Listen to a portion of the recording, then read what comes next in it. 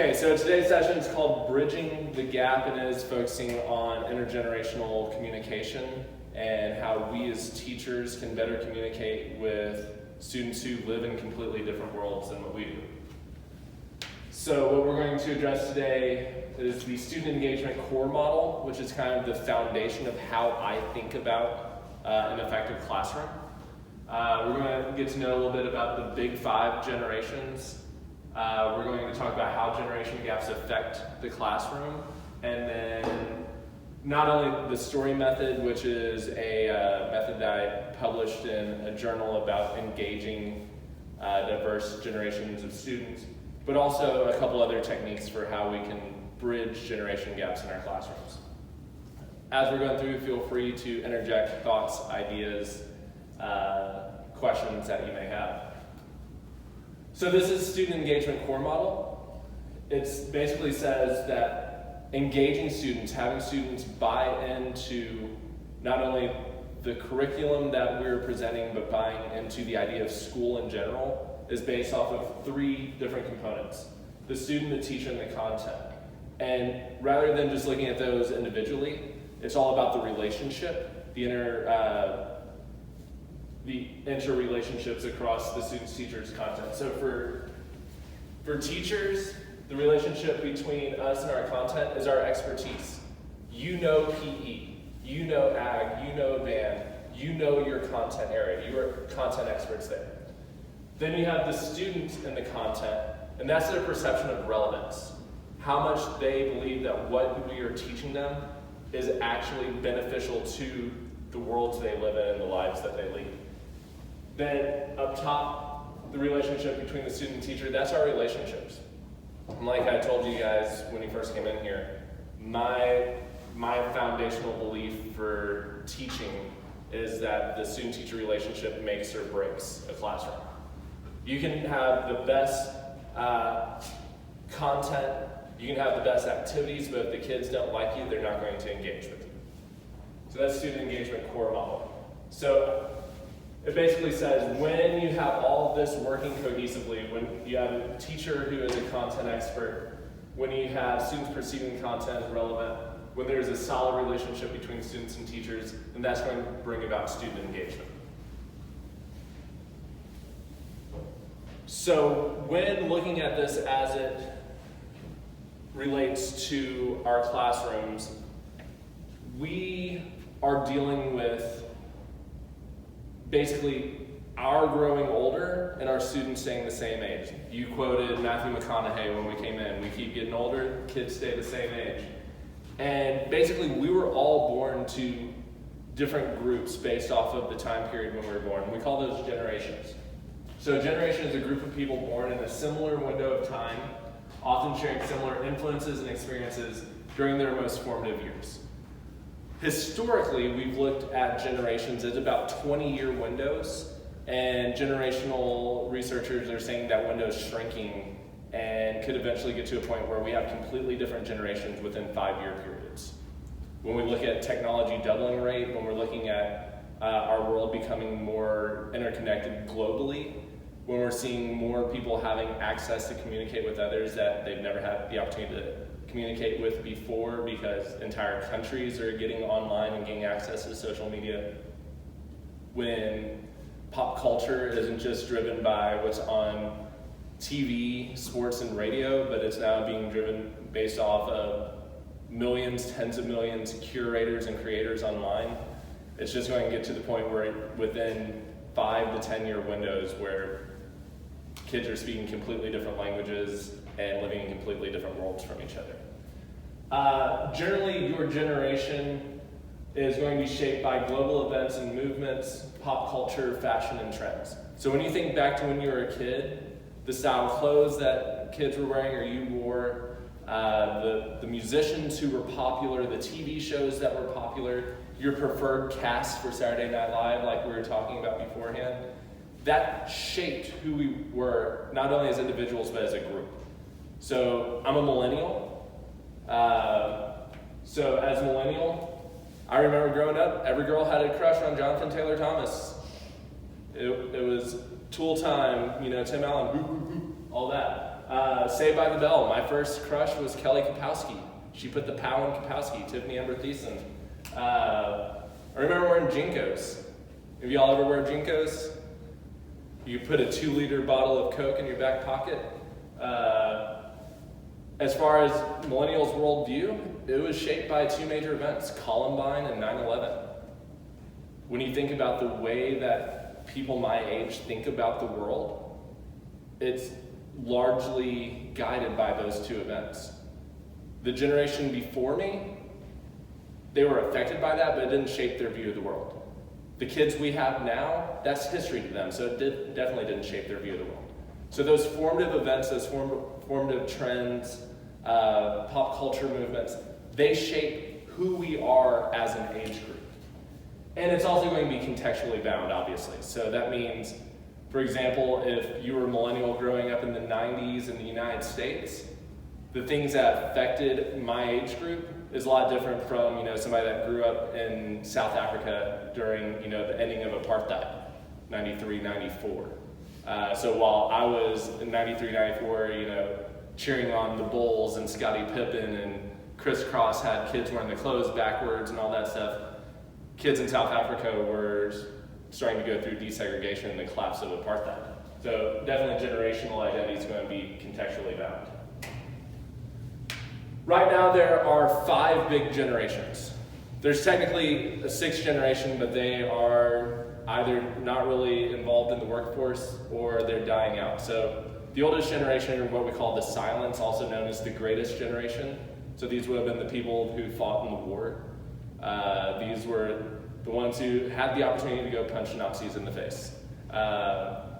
After them, we get the current oldest group that's still, many of which active in the workforce, coming up on retirement age. It's going to be the baby boomers. These were the kids born after World War II and lived about up through the mid-60s were their most formative years. So this was the same group that got to watch the Beatles on Ed Sullivan. These were the ones who brought about the hippie movement and Civil Rights Act. They actually were one of the most liberal-leaning generations, and then they have swung to be one of the most conservative generations. Gen 2, we've got a few of you guys in here, got some Xers, some Generation Xers. So this was your MTV generation. This was your grunge generation. The anti-conformists, the you're not going to tell us what to do group. Then you got my group, mid-80s through the late 90s, were the millennials. Like I said, we grew up with the Bulls, and we grew up with Columbine and 9/11. That's what shaped our view of the world. After that, we had Gen Z, which was late 90s through about 2010. These were the Vine kids. They all wanted to make their Vine videos. This was the first coming on of like Minecraft and some of those more interactive games. But we're now in a post-Gen Z world. A lot of generational scholars are still talking about Gen Z because they're the ones that are coming up in the workforce. But as teachers, this isn't really who we're talking about anymore. Most of our kids were born after 2010. So that gets to the 5th group, where we are now, which is Generation Alpha. So Generation Alpha is kids born 2010 to present. We're looking at about 2028 being when these kids become eligible to vote. So when you start thinking about when you were born and start thinking about how removed you already are from a couple generations that you teach. So because Generation Alpha is still so young, we don't have a ton of research about them that says definitively this is what we know about this group. But here's some kind of early projections we have about Generation Alpha. About 2.5 million of them are born globally each week, but to older parents than any generation before. They're expected to make up about 1/4 of the global population by 2025. And by 2025, looking at, a lot of people get their first jobs at around 15, they're actually starting to come into the global workforce. They're projected to be the most formally educated, most technology supplied, and globally the wealthiest generation ever. As college is no longer really a just set apart for those who are going to go in the business world. It's becoming more of an expectation for even a lot of entry-level jobs. We're seeing more and more kids that are looking at going into college because of global access to the internet and social media. They're more interconnected. Like millennials, they're expected to have fewer children and have them later in life. So we're expected to see what they call a generational butterfly, or where basically if you look at the age pyramid, normally you have lots of babies, and then as you get older, it kind of pyramids up to the smallest group being your elders, your seniors. And they're saying because millennials and the Gen Alpha are expected to have fewer kids later in life, that we may actually see it kind of bow out like butterfly wings rather than being a pyramid. Their lives are intertwined with technology far beyond previous generations. My son is 2 years old. He can open up my iPad or my iPhone. He knows how to click on Disney Plus and he can get his Mickey Mouse show going at 2 years old. When you think about even the kids we had before, they were interacting with technology much younger. But with these kids, we have, when they're born, they're getting the owl socks wrapped around their feet that's tracking their, oxygen supply as kids. They are able, with their smartphones, to collect more information about their own bodies than any generation ever before, from constant access to heart rate. They have apps that allow them to go through meditative practices and stuff, so they are more becoming like the Matrix. When you look at Meta, with Facebook's now Meta, and they're having the Metaverse where kids are going into these virtual spaces. Literally, students are living two lives. They're living lives in the here and now, and they're also living virtual lives. Major influences and perceptions. Right now, what's being projected is obviously COVID. These are the COVID kids. That will be probably the formative experience that shapes their view of the world. For me, it was 9/11. For them, it's COVID. They're also heavily influenced by TikTok and YouTube. Sorry for any of y'all that are still Facebook users like me, but to them, Facebook is for old people. Social media isn't a tool to them, it's a foundational pillar of their lives, and they are more likely to work remotely and reject traditional norms regarding work-life balance. So what is projected about alphas is they are going to move toward trying to do away with the traditional 8 to 10 hour workday, because they are going to be more project driven than time driven.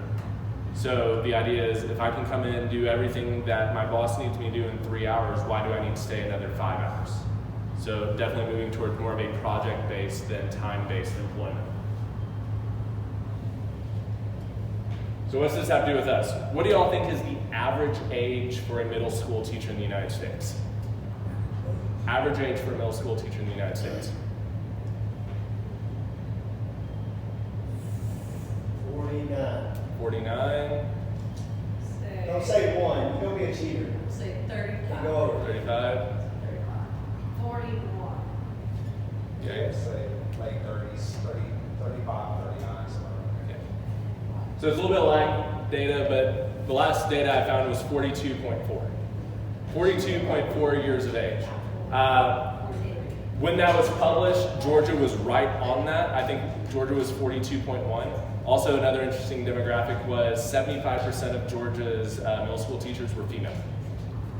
So primarily, Female what? 75% of Georgia's middle school teachers were female.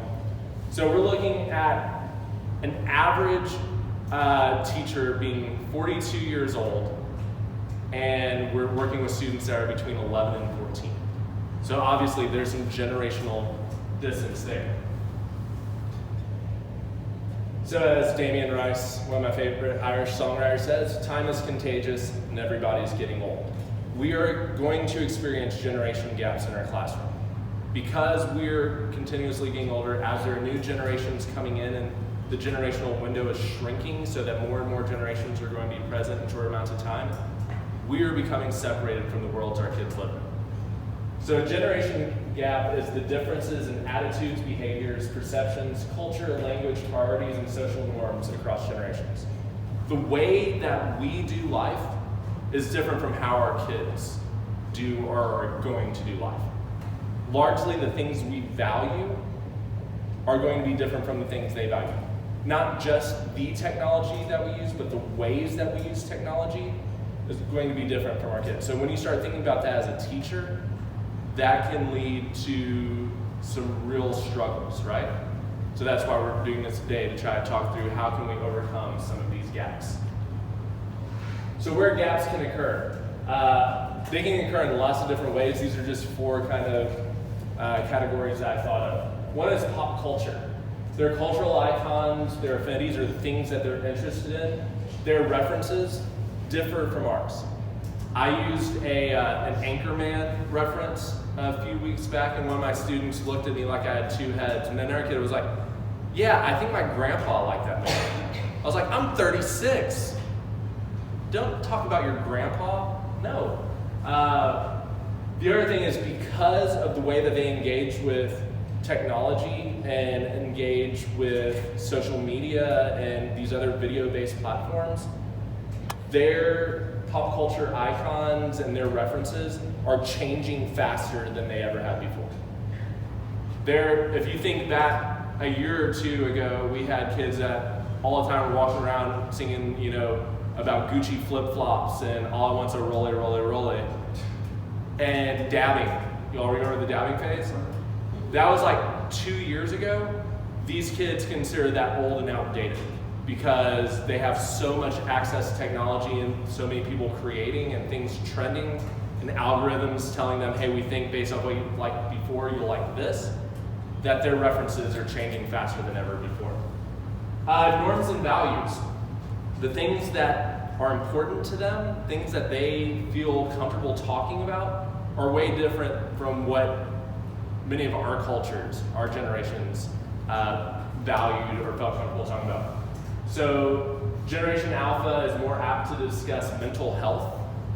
The stigma of mental health is largely going away with Alpha. There's a meme that says, for Gen Xers and Boomers and even Millennials, they would whisper about going to see their therapist, and now Generation Z and Alphas are posting online about, I just went and saw my therapist today and they said this.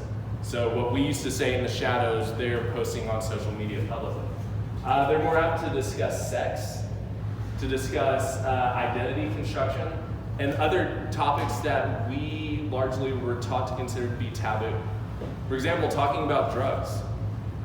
When talking about things like marijuana, they are talking about it more so as they live in a world where it's becoming legalized and wanting to know why some states it's legal, other states it's not. So where many of us were told, you don't talk about those things, these are open conversations that they're having. And because of their willingness to talk about more of these topics and their active engagement with social media, they're more likely to view themselves as global activists. Because if something's trending online, hashtag gets popular, they're more likely to jump onto that. Communication, their communication is largely technology-based. They're connected 24/7. I've seen a couple different numbers on this, but one study said that we're millennials, we were actively engaged with technology. If we were up for about 14 hours a day, we were engaged for about 10 hours. Gen Alpha, they're saying about 14 hours. If they're up for 14 hours, they're engaged with technology in some way for every hour they're awake. Whether that be on their phones, whether that be on tablets, whether that be smartwatches, whether that be on Chromebooks in the classroom, whether that be talking to their little Amazon Echo, telling it, to play their favorite song, listening on Spotify. If they're awake, most of these students are engaged with technology in some way. A lot of their communication is visual. Don't call Gen Alpha kids. Don't call them unless somebody's dying. Text them that somebody's dying, and then they might call you back. That's me too. Yeah. So a lot of their communication is emoji-based, it's meme-based, or it's video-based. And because of this, a lot of their communication is what we call new literacies or emerging literacies. They're making memes, they're making GIFs, they're making TikTok videos, and that's how they're communicating. Speaking of technology, they are creators and curators. while they do passively watch videos and things like that, they actively want to be engaged in the creation of content. If you talk to a lot of the kids around here, they're going to tell you they've got a YouTube channel. And I've got 8 followers, man, I'm working towards getting 10 followers, but they view themselves as creators. They are involving themselves in the active discussion of a more global society. Even like even a lot of the games are curating audiences. Like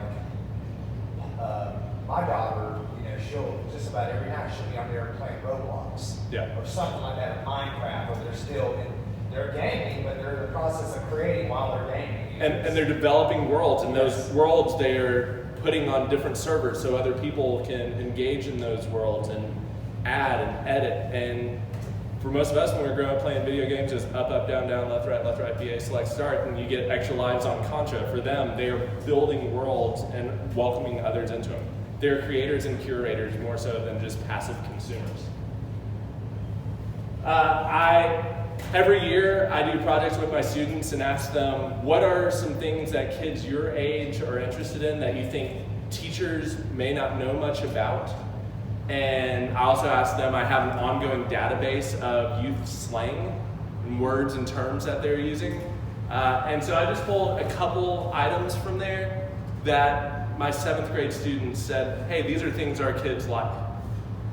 I'd say outside of TikTok, GTA, and anime, y'all heard of most of those? A lot of these are, for our generation of students that we work with, highly influential streamers. So video game players, or they are YouTube channels, or they're TikTokers. What's the proper term for is it a TikToker? Yeah. Okay. So some of these have millions of followers online, many of which are kids our age. And then I asked them, okay, so what's some language that y'all use that maybe, my generation didn't have, or another way I could bring to them is, what are some things that if you heard your teacher say, you'd think it was really cringy?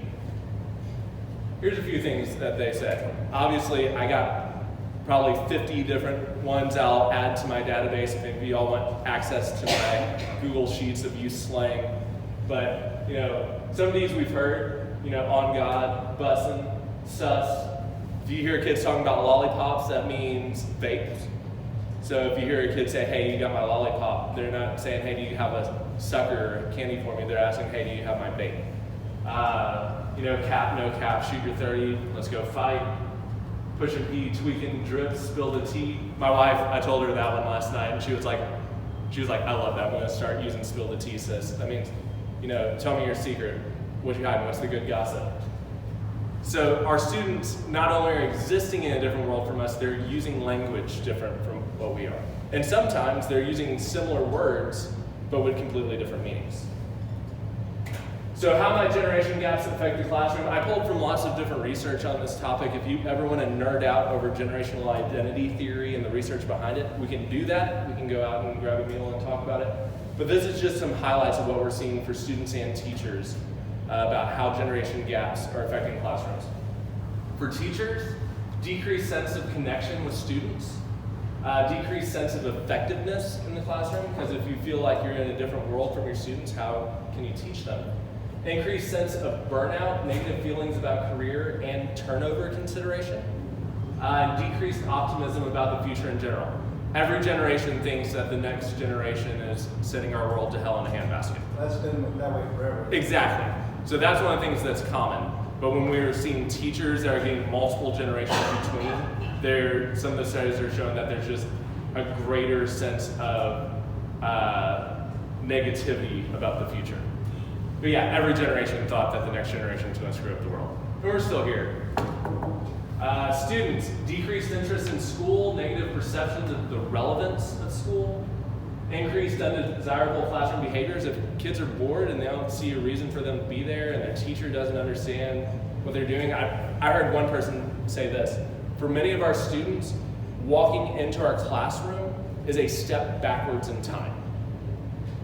When they step into our classrooms and we're banning smartphones, we're banning watches, we're banning the ways that they communicate, they're stepping backwards in time. And so for a lot of students, yeah, that's going to lead to some of those negative behaviors. A couple other studies said that when students feel disconnected from their teachers because of the generation gaps being present, it leads to increased likelihood of absence, truancy, and dropping out. Yeah? All right, so increased undesirable classroom behaviors. Kids have always misbehaved. Absolutely. But I will say the kids, I think, are more likely to act out and voice their opinion, and because they're bored or they don't see the relevance. But in our generation, I ain't saying that. Our generation, we were bored sometimes, but we knew better. The mom and dad's gonna be taught us, we acted out. Yeah, so that out of that classroom, so I knew what my parents expected. Yeah, so that leads to a broader conversation about parenting tactics across generations, attention span across generations, norms and values across generations. So yeah, 12-year-olds are always going to be 12-year-olds. So this isn't meant to be like all-encompassing, this is why kids act like turds sometimes. But it has been identified as some reason kids are saying, I don't see the purpose of me being here. So if I get suspended for a few days, I get to go home and be back in the world that I feel that I belong to. All right, so I have just a few minutes left. We want to talk to you about 3 tips for decreasing generation gaps in the classroom. So striving to make content generationally relevant to our students, expanding our knowledge of youth culture with the story method, and utilizing students as reverse mentors. So generationally relevant content. When I was working on my PhD, my dissertation was actually about perceptions of content relevance. So what students look at what they believe they need to know in classrooms and how that compares to what they're actually learning. To be fair, I was primarily looking at social studies and if they felt they were learning what they needed to in social studies classes based on the world they were going into. But a lot of students' conversations and the languages and focus groups and stuff went on to discuss broader classes at large. So 3 things that came out of what students said they were looking for content to be relative to the worlds that they live in. First, they want it to be applicable. These kids do not care about factoids. They don't care about random knowledge. That's fun for trivia games that maybe they're playing on their phone, but if it doesn't have actual application in their lives, then it's just a fact, and a fact that can't be applied is useless to them. So they said content should help students navigate their lives in the, quote, real world. Second, they want to be transformative. This term means that personal or social changes can come about from learning the content. These kids largely, remember I told you, view themselves as global activists, whether that be hopping onto hashtags or seeing things that are trending. They want whatever they're learning in school to somehow help them to change the world. And then timely. They said they want content to be timely, and that had 2 meanings. One was they didn't want teachers to rush through content. They said they preferred depth of content over breadth of content.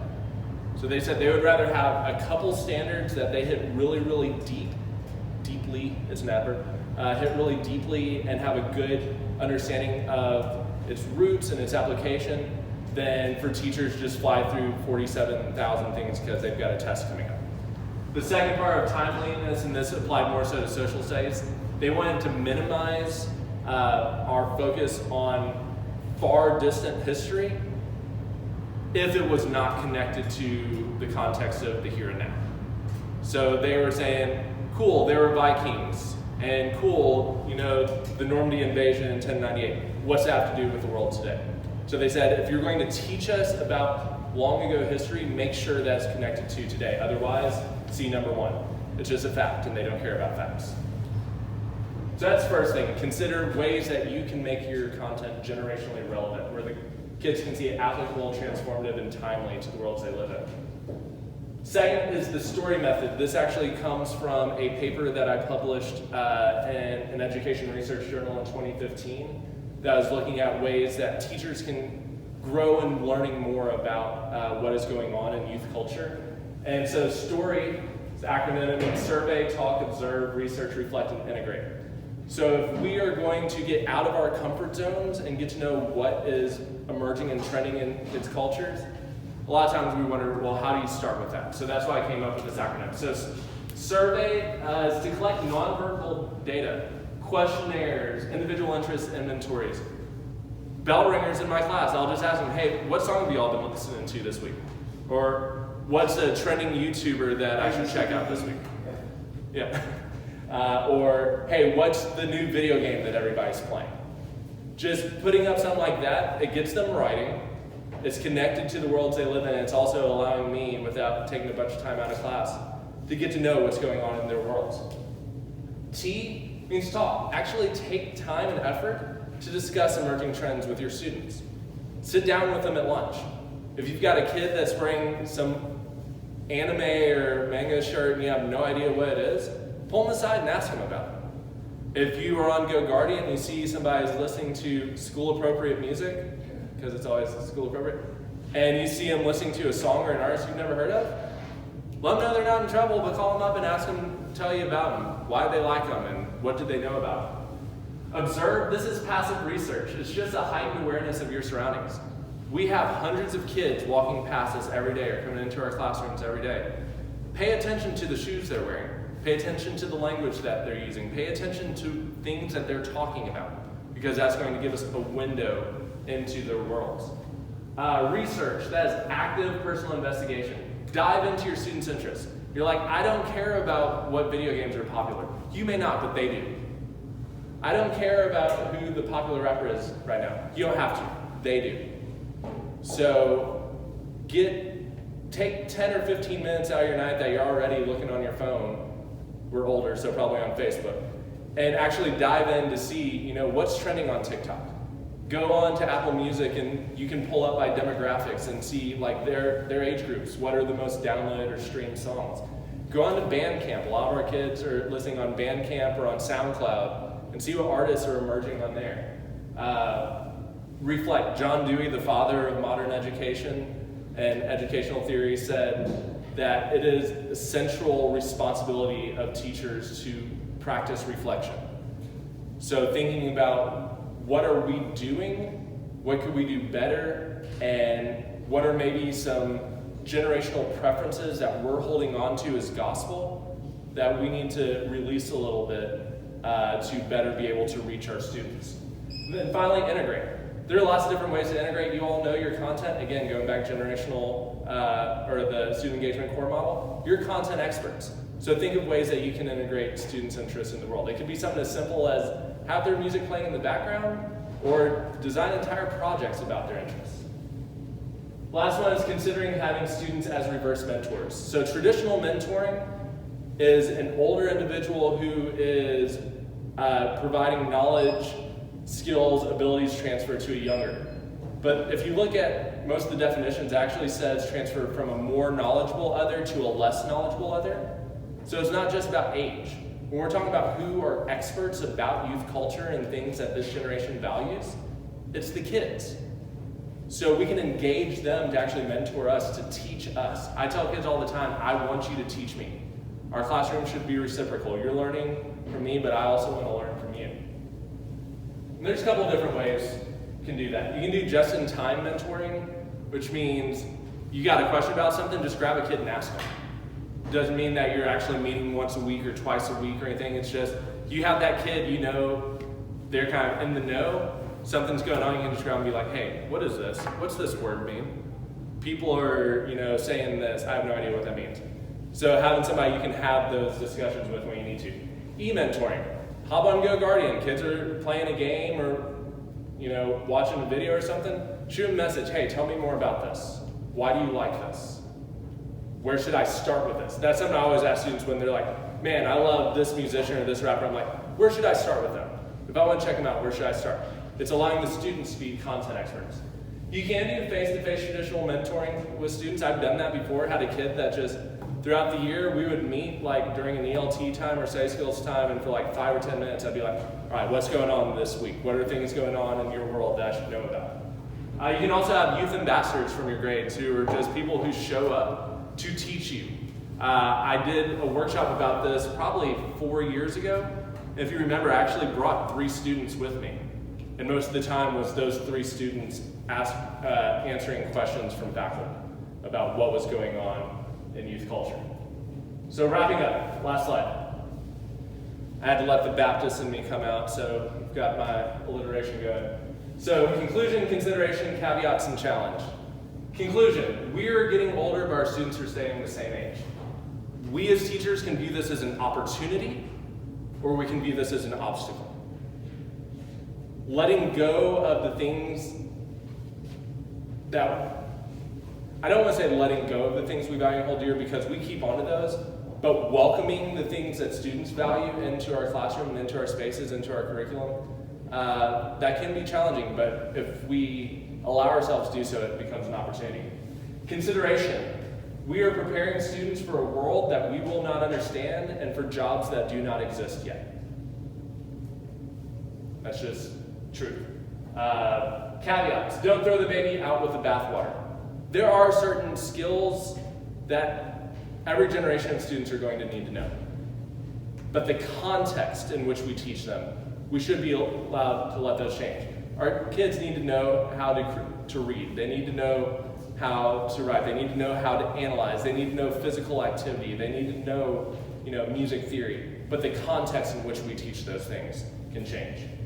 And then finally, challenge. Get out of your comfort zone and get into the trenches. If you work at Russell Middle School, you're already used to getting in the trenches with our kids because of the demographic that we serve. Just go a little bit farther. I challenge you to go a little bit farther and get to know more about the worlds they live in so that we can bridge some of those generation gaps. All right, that's what I got. Any questions, comments? Bueller, speaking of references they wouldn't get?